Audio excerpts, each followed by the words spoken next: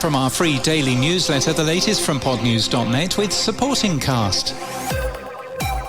Podcast hosting company Captivate has unveiled its Apple Podcasts video support. Their pricing model is a flat $12 a month add-on for up to 1,000 video plays, and additional bandwidth costs are charged over that number. Captivate isn't yet supporting the alternate enclosure. Well, we've published a quick price comparison page for video podcast hosting. What's notable is that so far, different companies are charging in very different ways. It's also emerged that all podcasters wanting to submit video to Apple Podcasts will need to manually get an API key from Apple and then submit an approval request to Apple Podcasts to enable their podcast in video. That can take up to 2 weeks for Apple Podcasts to approve. Now, we don't know of any publishers or shows that have been disallowed, and there is a suggestion that this is just a technical quality check to help the platform with scaling growth. But neither Spotify nor YouTube charges for bandwidth, and both those companies don't have a pre-publishing approval process.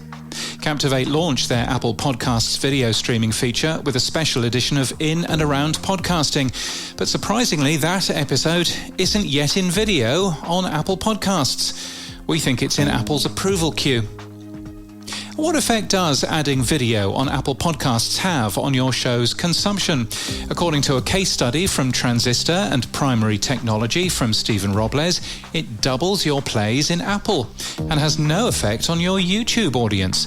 There are downsides though: no chapters, no read-along transcripts, and worst of all, no video at all for users who are paid subscribers. Ouch. In other news, Pablo Torre Finds Out was the winner of the Audio Reporting Pulitzer Prize for a pioneering and entertaining form of live podcast journalism that investigated how the Los Angeles Clippers seemingly evaded the NBA's salary cap rules by funneling money to a star player through an environmental startup. The show's with Acast. In London, the Publisher Podcast Awards has just announced its shortlist. Meanwhile, the Golden Lobes announce its winners tonight.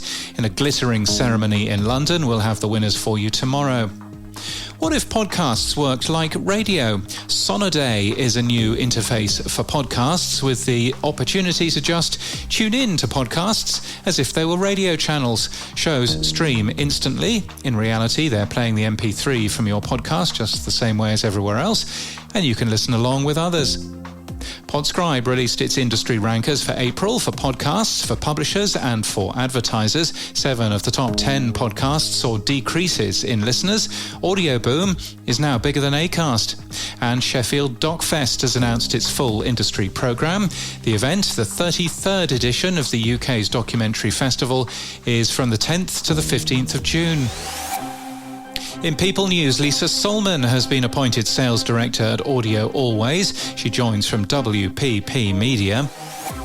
And in podcast news, Bad Chat with Greg James and Alice Levine is brand new from Persephonica. And already in the charts, it's a club for the pair and their listeners to share the best-worst parts of the week: shame spirals, existential crises, petty grievances, mild injustices. And that's just Greg's morning.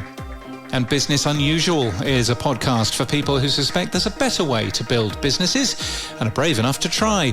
Hosted by Sophia Wyatt, co-founder of Library of Things, each episode explores the assumptions we accept about how business should work and asks, what if there's another way?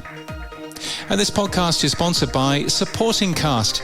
Your subscribers shouldn't be someone else's email list. Other platforms keep the keys to your audience, their payment information, their contact details, their loyalty. But Supporting Cast hands them back.